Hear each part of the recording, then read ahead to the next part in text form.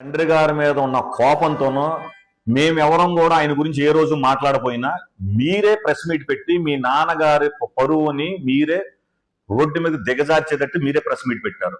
పైగా నవరసాలు రకరకాలుగా హావభావాలతో నిన్న పాత సినిమాలో ర్యాలింగ్ గారు ఉంటారు కదా, ఆ భిన్నమైన వేషాలతో మీరు మాట్లాడారు. మీరు రాజకీయంగా సినీ ఫోటోగ్రఫీ మినిస్టర్గా పనిచేసినప్పుడేమో అనే అనుభవం మరి నాకు తెలీదు.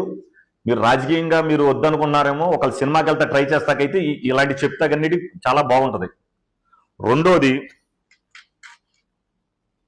మా నాన్నగారిని వెన్నుపోటు పొడవలేదు, మా నాన్నగారే నాకు రాజకీయ జీవితం, మా అబ్బాయికి నా తర్వాత వారసుడు నాకే కావాలని చెప్పిన మీ నాన్నగారు చెప్పారు. మీరు ఏవైతే చెప్పారు, వారసుడు రాజకీయ వారసుడిగా కావాలన్నప్పుడు మీరు రిటైర్మెంట్ అయిపోతే నీ కొడుక్కి 2024లో మీరే ఇచ్చారు సీటు తండ్రిగా మీ ప్రేమతో.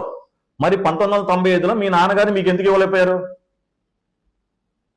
మీ నాన్నగారు నువ్వు సరైనోడు కాదని వందల మందికి చెప్పేవాడు. పేరు వెంకటరామయ్య గజి దొంగ, వాడిని నమ్మమాకండే అని ఎక్కడో దిండే చంపేస్తాడన్న మాట వాస్తవమే కాబట్టి విక్టోరియమ్మ గారి ఇంట్లో ఉండేవాడు.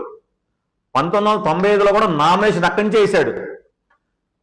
ఆ ఆక్రోషతో 1995లో మున్సిపల్ ఎలక్షన్స్ వచ్చినప్పుడు, 94 ఎలక్షన్లు అయిన 95 మున్సిపల్ ఎలక్షన్స్ వచ్చాడు. మీ నాన్నగారైన పేరు వెంకటరామయ్య గారు పెద్సింగ్ లక్ష్మణరావు గారు అబ్బాయి పెద్సింగ్ వెంకటేశ్వరరావు గారిని 12వ వార్డు కౌన్సిలర్ గా నుంచోపెడితే మీ నాన్న చరిత్ర బదలాం చేయటానికి ఒక ఎక్స్ మినిస్టర్ గారి వార్డులోనే కార్పొరేటర్ గా కౌన్సిలర్ గా గెలిపించుకోకూడదనే ఉద్దేశంతో మీ నాన్న బదలాం చేసే సీటు కోసమే ఆ రోజున నువ్వు ఏమైతే ప్రేమగా పిలుస్తావు బొర్రా విట్ల గారిని, ఆ బొర్రా విట్ల గారిని కొబ్బరి చెట్టు గుర్తుకి మీ నాన్నకి పోటీగా నువ్వు పెద్దసింగ్ వెంకటేశ్వరరావు గారికి ఆపోజిట్ గా ఇండిపెండెంట్ క్యాండిడేట్ గా బొర్రా విట్ల గారిని నిలబెట్టిన మాట వాస్తవా కాదా?